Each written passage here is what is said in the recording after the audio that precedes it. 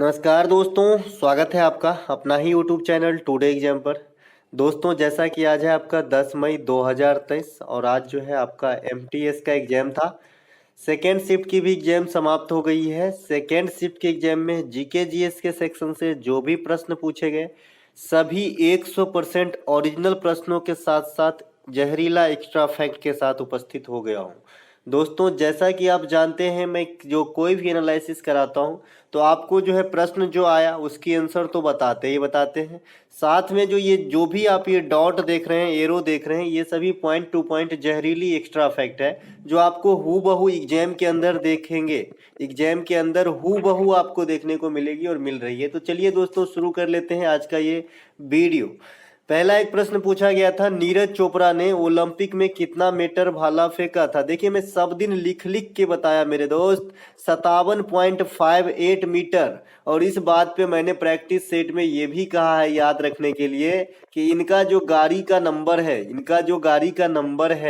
ये भी आपका 87.58 मीटर ही है जो गिफ्ट में दिया गया है। तो इससे भी आपको याद रखना चाहिए था।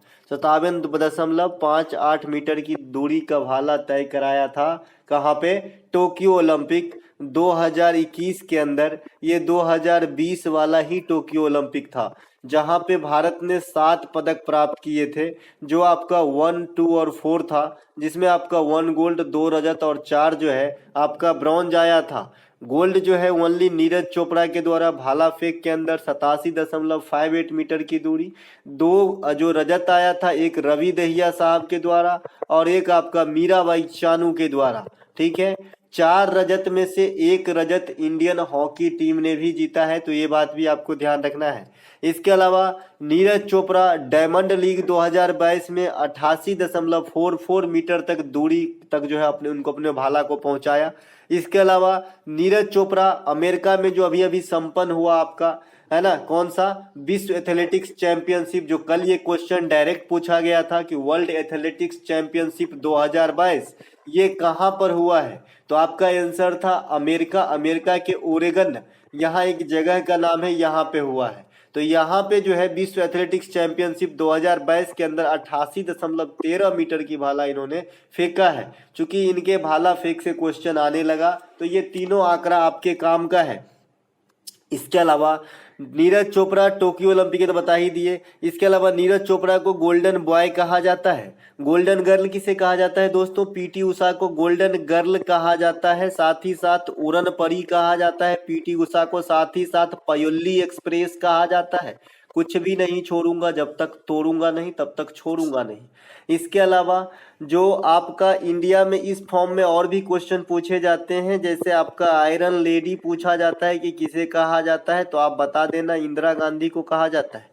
आयरन मैन किसे कहा जाता है, तो बता देना सरदार वल्लभ भाई पटेल को कहा जाता है। सरदार वल्लभ भाई पटेल को आयरन मैन के साथ भारत का बिस्मार्क भी कहा जाता है। आयरन मैन शायद कोई ऑनलाइन गेम भी होता है, बच्चे लोग भी बोलते रहते हैं, या फिर कोई कॉमिक वगैरह कुछ होता होगा, लेकिन जो आयरन मैन है इंडिया का सरदार वल्लभ भाई पटेल है। इसके अलावा सर्वाधिक वर्षा वाला क्षेत्र आपसे पूछ लिया था, कल भी पूछा था, पता नहीं क्या मिलते हैं इनको।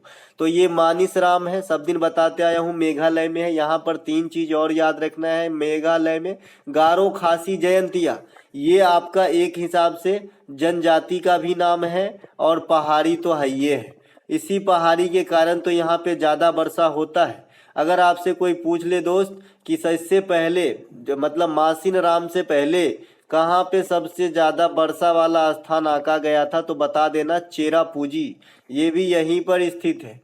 इसके अलावा अगर आपसे कोई पूछे कि इंडिया में सबसे ज्यादा वर्षा किस मानसून में होता है, तो आपका आंसर होगा दक्षिण पश्चिम, साउथ वेस्ट मानसून में सबसे ज्यादा वर्षा होता है इंडिया में, लगभग 70% से एवं 80% के बीच में। इसके अलावा अगर आपसे कोई पूछे कि वर्षा का अधिकांश स्रोत कहाँ से आता है इंडिया में, तो बता दियो अरब सागर से आता है। आपका कितना? 65%। और जो बंगाल की खाड़ी है ये वर्षा कराने में मदद करती है हमें 35%। ठीक है, ये कौन सी भाषा मैं बोल रहा हूँ आप समझ रहे हैं कि वर्षा कराने में ये मदद करते हैं। इससे पहले हमने बताया कि किस मानसून में ज्यादा वर्षा आता है, तो दक्षिण पश्चिम मानसून में। सबसे पहले मानसून कहाँ दस्तक देता है, तो बताइएगा केरल में। केरल में प्रे मानसून एक वर्षा आती है जिसे आम्र वर्षा कहा जाता है, जो आम के फसलों के लिए अच्छा होता है ना। तो ये सभी बातों को आपको ध्यान रखते हुए चलना है दोस्तों। ये भाई बहन परिवार इन सब के साथ पढ़ने का एक ही फायदा होगा। मैंने आपको एक एग्जाम्पल दिया है कि आप किसी मॉल बिग बाजार में जाओ, 20 सामान खरीदो, अगर आपका दोस्त एक पूछा तो 5-7 और आप बता पाओगे, लेकिन आप एक ही सामान खरीदोगे और अगर दिमाग से हट गया तो फिर तो जो है वो याद आना मुश्किल हो जाता है। इसीलिए एक्स्ट्रा फैक्ट काफ़ी ज़रूरी है, चाहे आप कहीं भी पढ़ते हो, किसी से भी पढ़ते हो, है ना। और कोई सा भी एग्जाम की तैयारी करते हो, आप क्वेश्चन के रीड तक जाइए। और मैं आपको साधारण से साधारण भाषा में बस यही कराने यूट्यूब पे आया हूँ कि आपको कम दिनों में वहाँ तक पहुँचाऊँ जहाँ पे एक आपका विश्वास जनरेट हो जाए, है ना। स्टैंड अप इंडिया योजना किससे संबंधित है? देखिए, स्टैंड अप योजना मैंने बताया है कि भाई उस समय जो है जेटली साहब थे हमारे, अब तो हमारे बीच में नहीं है ना। तो 2016 में इस प्रकार की स्कीम आई, है ना। तो ये स्कीम जो है ये महिला और अनुसूचित जाति जनजाति, है ना, खास करके अनुसूचित जाति और जनजाति की जो महिला है, इनके उद्यमिता क्षेत्र को बढ़ावा देने के उद्देश्य से इस स्कीम को लाया गया था। इसकी जो समाप्ति हो रही थी ये 2022 में समाप्ति हो रही थी, लेकिन इसके कार्यकाल को बढ़ाया गया है। ये करंट सेक्शन से क्वेश्चन बनेंगे। अब 2025 तक इस योजना को एज इट इज चलाया जाएगा। इसके अलावा यह योजना किस मंत्रालय के अधीन है, तो ये बताइएगा, वित्त मंत्रालय के अधीन है। आपके सामने एक पेपर कटिंग दिख रहा होगा, बहुत बहुत धन्यवाद इससे ब्लेसिंग के लिए भैया, है ना। 3:34 में मैंने पेपर कटिंग किया है। अभी मेरे ख्याल से आप जब वीडियो देख रहे होंगे तो 4 बज के कुछ मिनट होता रहेगा, है ना। ये देखिए, ये हमारे चैनल का है, ये मैंने कटिंग किया है, आप खुद ही पढ़ सकते हैं। इन्होंने अच्छा ब्लेस किया है। बहुत जल्द आप पूरे यूट्यूब पर जो भी लिखा है आपका एक्यूरेट एनालिसिस रहता है, साथ ही आपके सिक्स सेंस क्या कहना जो बोल देते हो पेपर में आ जाता है। एक बच्चे ने आज बोला है कहीं टीसीएस से आप मिले तो नहीं हो। अरे भाई ऐसा नहीं है, ये जो है तजुर्बा से आती है। आप भी कुछ दिन गुजारो मेरे जैसे, आपको भी आ जाएगा। अनुच्छेद 52 से 35 तक क्या वर्णित है? सब दिन बताता हूँ कि ये 5 जो है 1 से लेकर 51 तक अभी तक आर्टिकल्स पूछे गए इस एमटीएस में। इसके अलावा जो संविधान के भाग है ये 1 से 5 तक आपको याद करने में क्या ही जाता है। आइए 1 सेकेंड में याद करवाता हूँ, नहीं याद है तो आइए। 1235 तक के बीच में फंडामेंटल राइट है, मौलिक अधिकार है। अमेरिका के संविधान से मौलिक अधिकार लिए गए हैं, वर्तमान में 6 हैं। ये 6 कैसे बने? तो 7-1 बने। ये जो -1 हुआ ये कौन सा है? तो ये संपत्ति के अधिकार के जो है हटाया गया था आपका फंडामेंटल राइट से। ये कब हटाया गया था? तो 1978 में एक संविधान संशोधन होती है जिसका नाम है 44वां संविधान संशोधन। आपसे पूछा जाता है कि ये संपत्ति के अधिकार आजकल संविधान में कहाँ है, तो आपको बताना होगा कि आर्टिकल 300A में लाइक विधिक अधिकार के रूप में जो है वर्णित है। तो इससे सभी बात हो गई, संपत्ति के अधिकार कब हटा, कैसे हटा, कहाँ पे है, पहले क्या था, अभी वर्तमान में कितने मौलिक अधिकार है। मौलिक अधिकार को भाग 3 में रखा गया है, जो आप यहाँ से डायरेक्ट देख पाएंगे अगले पॉइंट में। तो इतने तो हो गए। इसके अलावा जो 5 से 11 तक है ये हमारा नागरिकता है, क्योंकि जो भाग 1 है ये सभी रट लेते हैं, लेकिन भाग 2 से कोई देखता ही नहीं है। देखिए देखिए काम आएगा। 5 से 11 तक जो है ये भाग 2 है। यहाँ पे सिटीजनशिप की बात की गई है, नागरिकता की बात की गई है कि नागरिकता कैसे लिया जाता है, कैसे त्यागा जाता है, किस स्थिति में हट जाएगी, है ना। इसके अलावा 1235 जो है ये फंडामेंटल राइट है, जिसकी मैंने पूरी व्याख्यान अभी कर दिया। 36 से लेकर 51, 36 से 51 तक जो है आपका नीति निर्देशक तत्व है, जो भाग 4 में है। अब बात आता है कि ये जो है मैंने जैसे अमेरिका से बताया फंडामेंटल राइट लिया गया है, तो नागरिकता कहाँ से लिया गया है? तो नागरिकता दोस्तों ब्रिटेन से लिया गया। हमारे संविधान में अधिकांश तथ्यों को किसी न किसी देश से अपनाया गया है। फिर भी अगर आपसे एग्जाम में क्वेश्चन आए, क्योंकि 2 करोड़ बार ये क्वेश्चन पूछा जा चुका है कि भारत का जो संविधान है अधिकांशतः कहाँ से प्रेरित है, तो अधिकांशतः जो है ना, मतलब सबसे ज्यादा कहाँ से ये झुकाव रखता है या कहाँ से तथ्यों को लिया गया है, कहाँ से चीजों को शामिल किया गया है, तो आपको बताना है भारत सरकार अधिनियम 1935। ये हमारे संविधान में रीढ़ की हड्डी की तरह काम किया है और सबसे ज्यादा मान लीजिए 60% थिंग जो है इसी का जो है। अब मान लीजिए मैं थोड़ा सा एग्जांपल देना चाहता हूँ। जैसे पहले के जमाने में बटन वाला फोन था, आज आपके पास एंड्रॉयड फोन है, लेकिन फोन ही कहते हो ना, उसको फोनिक थोड़ी कहते हो, है ना। तो उसी प्रकार से जब 1935 में अधिनियम बना था तो तथ्य छोटे छोटे हुआ करते थे, इसी को विस्तार करके संविधान में लाया गया है। तो जड़ तो यही है। तो 60% थिंग जो है 1935 अधिनियम से आया है, बाद बाकी जो थिंग है वो किसी न किसी देश से जो हमें अच्छा लगा मैंने यहाँ पे रखा है अपने संविधान के अंदर, ठीक है। तो आयरलैंड के संविधान सॉरी नागरिकता बता रहा हूँ यहाँ पे, तो नागरिकता ब्रिटेन से हो गया, फंडामेंटल राइट अमेरिका से हो गया, नीति तत्व जो है ये आयरलैंड के संविधान से लिया गया है। आयरलैंड के संविधान से एक चीज और लिया गया है, आप लोग मुझे बताइएगा कि राज्यसभा में जो आपका अपर सदन है, जो आपका अपर सदन है, राज्यसभा बोलते हैं इसे, राज्यसभा में प्रेसिडेंट कितने सदस्यों को मनोनयन करता है? आप लोगों के लिए क्वेश्चन रहेगा, कमेंट करके बताइएगा।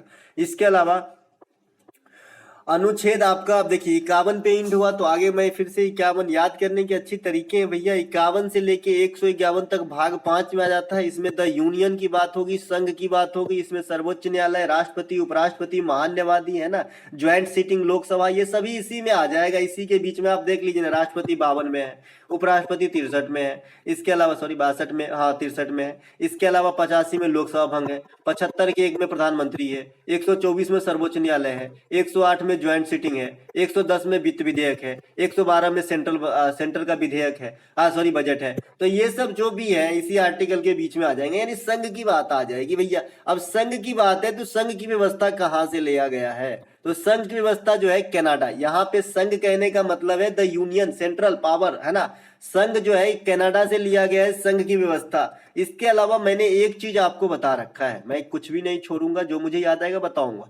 संघ सूची, राज्य सूची, समवर्ती सूची, ये अपने पास 3 सूचियां हैं। ये कौन सी अनुसूची में है? तो सबसे पहले आप कहते हो सर जी 7वीं अनुसूची में है, ये बहुत अच्छा, है ना। संघ सूची में सबसे ज्यादा विषय शामिल है 100, तत्पश्चात राज्य सूची में है और सबसे कम जो है 52 के समथिंग समवर्ती सूची में, यानी सबसे कम इसमें है। संघ सूची में कौन कानून बनाता है जी? सेंट्रल। राज्य में कौन बनाता है? यूं तो स्टेट बनाते हैं, लेकिन विषम परिस्थिति में जो है सेंट्रल गवर्नमेंट की भी मदद ली जा सकती है जी। और समवर्ती में कौन बनाते हैं जी? सेंट्रल गवर्नमेंट प्लस स्टेट दोनों मिलके बनाते हैं। तो ये तो हो गई बातें। अब मैंने ऐसा कहा था कल कि मान लीजिए कि भाई हर चीज एक आदमी अपने जिंदगी में हर चीज को तो सीधा रख ही नहीं सकता। तो इतने बड़े देश को चलाने के लिए जो नियम बना है हमारा संविधान है जी, तो इसमें सब चीज अटैच, कहीं ना कहीं कुछ ना कुछ तो छूटेगा। तो जो छूट गया है इसे हम अपशिष्ट शक्ति कहते हैं। क्या कहते हैं? अपशिष्ट शक्ति कहते हैं। अपशिष्ट का मतलब तो आप समझ रहे हैं। तो अपशिष्ट शक्ति का जो कानून बनाने का अधिकार है ऐसे विषयों पे जो इन तीनों सूचियों में अभी तक शामिल नहीं है किसी कारण बस, है ना। तो इस पे कौन कानून बनाएगा? तो आप कहेंगे जी सर संघ बनाएगा। ये याद रखिएगा, सीजीएल में आया हुआ कई बार, करोड़ों बार पूछा गया क्वेश्चन है। इसके अलावा आर्टिकल 151 से 237 ये भाग 6 है, जिसमें आपका द स्टेट्स की चर्चा है, राज्य की चर्चा है। इसमें राज्य के सर्वोच्च नागरिक आपका गवर्नर हो जाएगा, है ना, राज्यपाल हो जाएंगे, फिर सीएम हो जाएंगे, फिर उससे उसके जो विधानसभा है, विधान परिषद है, हाई कोर्ट है ना, एडवोकेट जनरल है, ये सभी के सभी इस आर्टिकल के बीच में समा जाएंगे 151 के 237 के बीच में। चलते हैं आगे, है ना। अगला जो हमारा प्रश्न है मित्रों, ये है हमारा कि संथाल जनजाति किस प्रदेश में पाई जाती है। अभी मैंने बताया था आपको कि भाई मुर्मू जो है ना, मुर्मू 3 मुर्मू को आपको जरूर याद रखना चाहिए। एक मैंने बताता हूं आपको कि चंद्रानी मुर्मू, एक मैं आपको बताता हूं भैया गिरीश चंद्र मुर्मू, और एक बताता हूं जो महामहिम द्रौपदी मुर्मू साहिबा है, जो अभी हमारे प्रेजेंट में जो है राष्ट्रपति भी है ना। तो इन तीनों को जरूर याद रखें। क्यों याद रखें भाई? चंद्रानी मुर्मू जो है ये सबसे कम उम्र में सांसद बनी थी। गिरीश चंद्र मुर्मू जो है ये वर्तमान में हमारा कैग है, सीएजी है। सीएजी से संबंधित आर्टिकल बहुत आता है एग्जाम में, 148 याद रखिएगा, नियंत्रक एवं महालेखा परीक्षक हिंदी में। इसके अलावा द्रौपदी मुर्मू देश के 15वें राष्ट्रपति हैं, जो दूसरी महिला और प्रथम आदिवासी महिला राष्ट्रपति हैं। ठीक है, तो ये जो है ना, ये संथाल समूह से ही बिलोंग करती है ना, संथाल समूह के जो सरनेम है वो मुर्मू भी आते हैं, ठीक है। तो यहाँ पे आपको जो है पूरब दिया था, पश्चिम दिया था, साउथ दिया था और ईस्ट जो भी है, पूरब तो ईस्ट को ही कहते हैं भाई, नॉर्थ दिया था। तो इसमें से आपको पूरब ही लगाना पड़ेगा, पूर्व प्रदेश, है ना, क्योंकि ये झारखंड वगैरह, झारखंड इत्यादि आदि में छोटा नागपुर, पठार, उड़ीसा के कुछ भाग तक जो है ये जनजाति पाई जाती है। आपका कौन सा? संथाल। आपको याद होगा संथाल विद्रोह से मैंने बहुत सारे चीज बता रखा है आपको प्रैक्टिस सेट के दौरान। अच्छा ईमानदारी से बताइएगा, जितना अभी पढ़े उसमें से एक भी क्वेश्चन ऐसा लगा जो मैंने ही बताया है ना। तो ये आपका सिंधु और कान्हू थे। ये कब होती है जी? तो ये 1855 में होती है जी, ठीक 1857 से 2 साल पहले। उस समय गवर्नर कौन था? तो लॉर्ड कैनिंग था जी, इसे भी ध्यान रखेंगे। लॉर्ड कैनिंग 1855 में गवर्नर ही कहलाएंगे। 1857 में इसे वायसराय कहा जाने लगा, क्योंकि जो 1857 का विद्रोह हुआ था इसमें हम तो काफी जीत ही गए थे जी, लेकिन नेता हमारा जो एक नेतृत्व करने वाला एक लीडर चाहिए था वो नहीं था, इसके अभाव थे और हम नहीं जीते। लेकिन हमने जोरदार तमाचा मारा था जी अंग्रेजों के मुंह पे, है ना। तो यहाँ पे 1857 में हमारी काफी हद तक जीत हुई और तब से जो है ना इस पोस्ट का नाम बदल के गवर्नर का जो है वायसराय कर दिया गया। ये बात ध्यान रखेंगे। और भारत का इस तरह से पहला वायसराय लॉर्ड कैनिंग ही हुआ था। आपसे क्वेश्चन डायरेक्ट पूछा जाता है कि 1857 के विद्रोह के समय जो है गवर्नर मतलब वायसराय कौन थे? तो कैनिंग बताइएगा। इससे क्वेश्चन जो मैंने अभी पूछा कि भाई 1857 का विद्रोह क्यों विफल हुआ था, कई बार एग्जाम में क्वेश्चन आया है, तो इसका सबसे सटीक आंसर है एक सुदृढ़ नेतृत्व का अभाव, ठीक है। इसके अलावा देश के वर्तमान क्यों हुआ ना, ऐसा क्यों हो गया पता है? कि हम छिटफुट होके आक्रमण करने लगे कहीं से कहीं से कहीं से, तो हमारा जो है ना ये मतलब टुकड़ी का जो पावर है कम हो गया और हम आसानी से जो है हारते गए, ठीक है। इसके अलावा देश के वर्तमान राष्ट्रपति जो है ये मैं बता ही दिया। इसके अलावा जो है कथकली कहाँ का नृत्य आपसे पूछा गया, एकदम लल्लू सा छोटू सा, तो ये आपका केरला का है। आपको मैं बता रखा हूँ भरतनाट्यम तमिलनाडु। भरतनाट्यम में भगवान शिव की आराधना होती है। भरतनाट्यम जो है ये भरत मुनि के नाट्य शास्त्र से प्रेरित है। नाट्य शास्त्र एक किताब का नाम है जी, है ना। नाट्य शास्त्र से ओडिसी नृत्य भी काफी हद तक प्रेरित है, ये बात भी ध्यान रखिए, खाली भरतनाट्यम में नहीं है। इसके अलावा मोहिनीअट्टम, कथकली, ये दोनों केरला अकेले 2 क्लासिकल डांसेस को लेके बैठा है, जिसमें मोहिनीअट्टम से आपको क्वेश्चन आता है कि किस भगवान की या किस देवी देवता की पूजा होती है, तो आप बताएंगे भगवान विष्णु की। इसके अलावा कुचिपुड़ी आंध्र प्रदेश, है ना, कुचिपुड़ी जो है ये आंध्र प्रदेश, ओडिसी जो है ओडिशा, मणिपुरी जो है मणिपुर, कथक जो है ये उत्तर भारत का और सत्रिया जो है ये असम का। सत्रिया से क्वेश्चन आता है शुरू करने का श्रेय किसे दिया जाता है? तो शंकर देव को दिया जाता है, शंकर देव, ठीक है, शंकर देव को दिया जाता है। कर्नाटक संगीत और हिंदुस्तानी संगीत में कुल कितने स्वर होते हैं? तो 12 स्वर होते हैं, ठीक है दोस्तों। सीजीएल के लिए भी प्रैक्टिस सेट मौका देख के स्टार्ट कर दूंगा, तो जो बच्चे सीजीएल की तैयारी करते हैं वो सभी वीडियो को अटेंड करते रहे। एनालिसिस करवाया तो क्या हुआ, ये सब भी आपके काम के हैं। मोहिनीअट्टम में भगवान विष्णु, भरतनाट्यम भगवान शिव की पूजा जो है भरतनाट्यम में। मणिपुरी के अंदर राधा कृष्ण की जो है प्रेम प्रसंग को दर्शाया जाता है। इसके अलावा एक प्रश्न पूछा गया था कि पहाड़ी ढलानों पर की जाने वाली स्थानांतरित कृषि को क्या झूम कहाँ कहा जाता है? इस प्रकार से क्वेश्चन पूछा गया। तो आपका ऑप्शन में असम था, राजस्थान था, 2 ऑप्शन प्राप्त हुए हैं, है ना। तो इसमें असम राइट आंसर हो जाएगा, क्योंकि ये भी पूर्व साइड में जो है आपका नागालैंड वगैरह में भी झूम कृषि ही कहा जाता है। कहीं कहीं पे पार्टिकुलर जगह पे देखिए, जिस प्रकार से आपने शुष्क घास के मैदान को सवाना कह देना है जी, लेकिन आप जानते हैं कि ये सवाना कहाँ है? ये अफ्रीका में है। लेकिन अगर कहीं भी शुष्क घास की मैदान है तो आप सवाना शब्द का इस्तेमाल कर लेते हो। यहां से नहीं समझे, आइए मैं और समझाता हूं, मेरे पास बहुत इलाज है। देखिए जैसे आप ग्रह जो आपके पास 8 है वर्तमान में, इनके जो उपग्रह होते हैं, जो सैटेलाइट होते हैं जी, इसे कहीं कहीं तो आप उपग्रह देखोगे लिखा हुआ है, अधिकांश जगह आप इसे चांद लिखा हुआ देखते हो कि भाई जुपिटर के कितने चांद है, मंगल के कितने चांद है। हमारे पास तो एक भी चांद नहीं है ना। जुपिटर के कितने हैं, मंगल के कितने हैं। तो ये चांद वाला जो शब्द कहाँ से आया है? क्योंकि पृथ्वी का जो उपग्रह है ये चांद है, तो इसी को पकड़ के ना रिलेट करते जाते हैं। तो इसी प्रकार से मैं बता रहा हूं कि किसी पार्टिकुलर, वैसे झूम तो हर जगह कहिए, झारखंड में भी झूम कह सकते हो, लेकिन जो पार्टिकुलर नाम दे दिया गया स्थानीय रूप से, तो झारखंड में इसे कुरुवा कहते हैं, राजस्थान में इसे वालरा कहते हैं। इस प्रकार से वालरा, वालरा।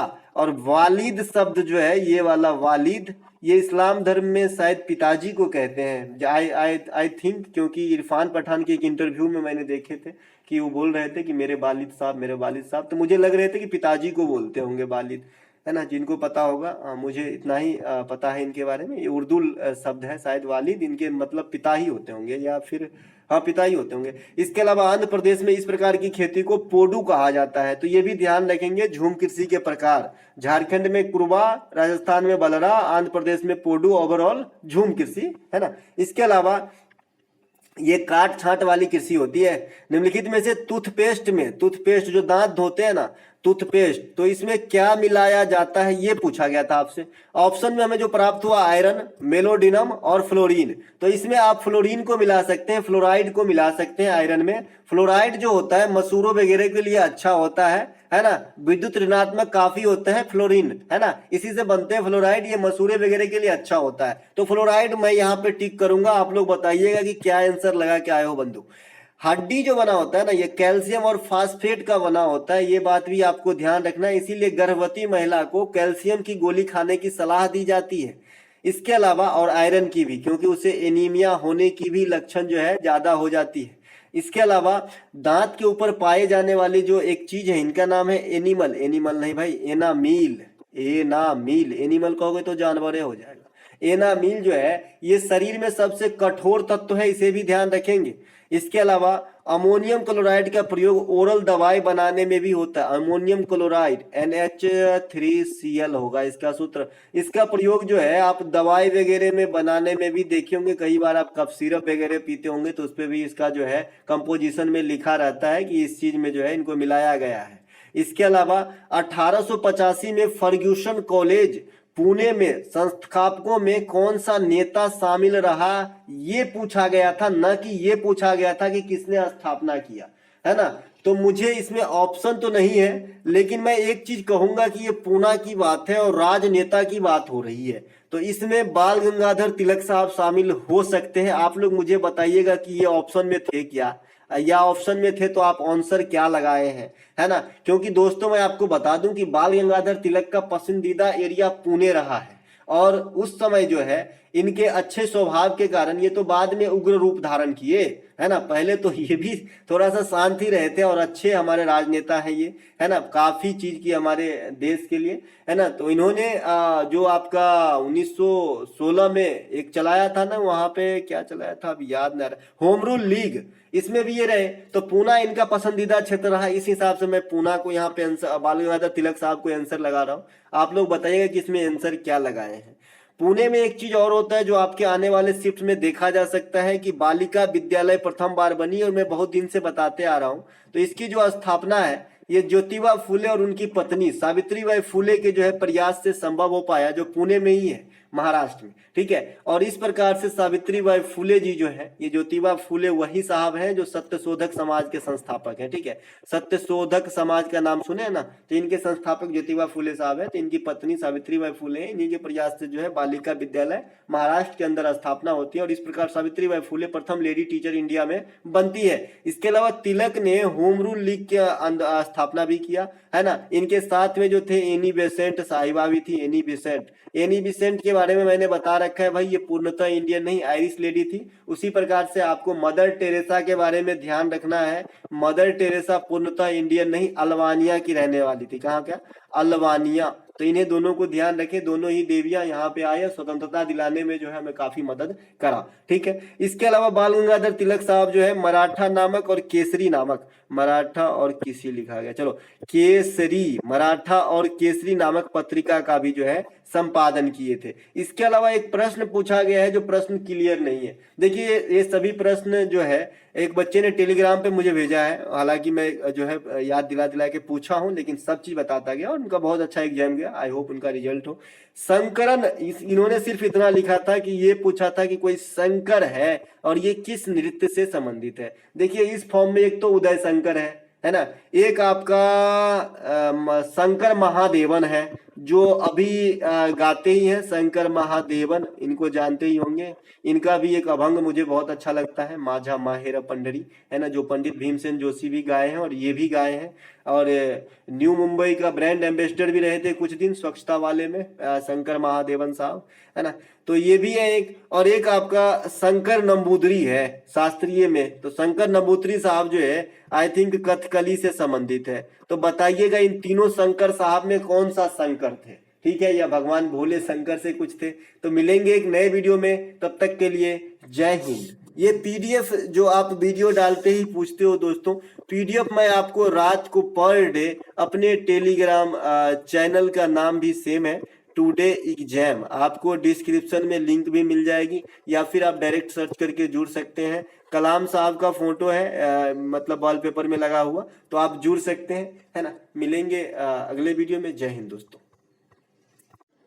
कुछ क्वेश्चन छूट गए थे दोस्तों, इसीलिए और भी क्वेश्चन देख लीजिए, है ना। ये क्वेश्चन सेकेंड शिफ्ट में ही पूछा गया था, पीडीएफ के नीचे राइट हो गया था, फिर मैंने देखा। द इनहेरिटेंस ऑफ लॉस पुस्तक के लेखक कौन है, बताए हैं किस तक पुस्तक का नाम, ये किरण देसाई के लेखिका है इनके। द व्हाइट टाइगर इसी फॉर्म में आपसे पूछा जाएगा तो आप अरविंद अडिगा बता देना। इसके अलावा the God of small things, ये अगर पूछा गया तो अरुंधति राय बता देना। ये सब इस एक फॉर्म के पुस्तक है। इसके अलावा a suitable boy, a suitable girl, दोनों के लेखक विक्रम सेठी है। ए सुटेबल बॉय पूछे चाहे ए सुटेबल गर्ल पूछे, ए सुटेबल गर्ल के कई सारे पार्ट हैं, तो ये सभी जो है विक्रम सेठ ने ही लिखा है। इसके अलावा एन एरा ऑफ डार्कनेस अगर पूछे तो Shashi Tharoor, an era of darkness मतलब अंधेरों का एक युग, शशि थरूर, है ना। एरा मतलब यहाँ युग से है ना। शशि थरूर के और भी पुस्तक, अभी जो एक लेटेस्ट निकला है अंबेडकर ए लाइफ, ये पुस्तक काफ़ी ट्रेंड में अभी बिक रहा है ना। तो इसे भी ध्यान रखेंगे अगर न्यू वाला से पूछे, हालांकि अभी तक न्यू वाले से क्वेश्चन नहीं आया है। Half girlfriend Chetan Bhagat, 2020 revolution ये भी चेतन भगत लिखे हैं। टू स्टेट्स ये भी आपका चेतन भगत ने ही लिखे हैं। तो ये सब कुछ आपको ध्यान, पुस्तक से छूट गया था, मुझे लगा इसे बताना जरूरी है, नहीं तो मैं स्किप भी कर सकता था क्योंकि वीडियो एंड कर दिया था। इसके अलावा मीराबाई चानू किस खेल से संबंधित है, तो ये वेट लिफ्टर से संबंधित है। आप जानते हैं मीराबाई चानू मणिपुर के रहने वाली है, पेशेवर वेट लिफ्टर महिला है। टोक्यो ओलंपिक 2020 जो 2021 जापान के अंदर कराया गया, इसमें जो पहला पदक भारत को मिला था रजत पदक के रूप में मीराबाई चानू ने ही दिलाया था। और इत्तेफाक देखिए जो 2022 में आपका राष्ट्रमंडल खेल बर्मिंघम इंग्लैंड के अंदर हुआ, तो जो पहला गोल्ड मिला है ना, ये भी आपका कौन दिलाया, मीराबाई चानू ने ही दिलाया। तो ये स्टार प्लेयर है। टोक्यो ओलंपिक में भारत को 1 गोल्ड नीरज चोपड़ा, और इंग्लैंड कॉमनवेल्थ में भारत को 22 गोल्ड मिले हैं। टोक्यो ओलंपिक में भारत को बात करेंगे तो 1 गोल्ड, और इंग्लैंड में जो कॉमनवेल्थ गेम हुआ है वहां पे भारत को 22 गोल्ड के साथ 61 पदक, यानी 22 गोल्ड, 16 आपका रजत और 23 जो है ब्रॉन्ज, ठीक है। और जो टोक्यो में हुआ है 1 + 2 + 4, 1 गोल्ड 2 रजत और 4 जो है ब्रॉन्ज मिला था। एक प्रश्न आपके साइंस से देखने को मिले, 2 प्रश्न, एक टूथपेस्ट वाला आपका हो गया और एक ये भी देखने को मिला था कि लेंस की क्षमता का एसआई मात्रक क्या होता है, डायोप्टर होता है। लेंस का पावर का अगर आपसे पूछे कि P बराबर क्या होता है तो 1/, फोकस दूरी होता है, लेकिन ये फोकस दूरी हमेशा मीटर में होता है। अगर आपका सेंटीमीटर में दिया है तो पहले मीटर में चेंज करें तब न्यूमेरिकल को हल करें। आप जानते हैं जो दर्पण का सूत्र 1/V बराबर 1/V बराबर 1/F बराबर 1/V + 1/U है ना, और लेंस का सूत्र में माइनस हो जाता है, तो ये तो आप जानते हैं। तो अगर इसमें अगर पावर के सूत्र से इस्तेमाल करना है तो P बराबर 1/F होता है, लेकिन मीटर में ध्यान रखें। विद्युत धारा का मात्रक एम्पियर होता है, जिसे A से डिनोट करते हैं करंट का मात्रक, और आमीटर से मापते हैं करंट, ये बात भी ध्यान रखें। और आमीटर को हमेशा सीरीज में जोड़ा जाता है परिपथ में, सर्किट के अंदर। इसके अलावा विद्युत प्रतिरोध का एसआई मात्रक जो रेसिस्टेंस होता है, इसका एसआई मात्रक ओम होता है। ओम का साइन कुछ इस प्रकार से होता है। और जो प्रतिरोधकता होता है इसका ओम मीटर होता है। दाब का मात्रक पास्कल होता है और बल का मात्रक न्यूटन होता है। तो इतने सारे प्रश्न छूट गए थे जो मैं आपको लेके आया हूं। तो अगर आपको अच्छा लगा हो तो अब जो है लाइक करें। आप तो कहूंगे नहीं कि पहले भी कह चुके हैं।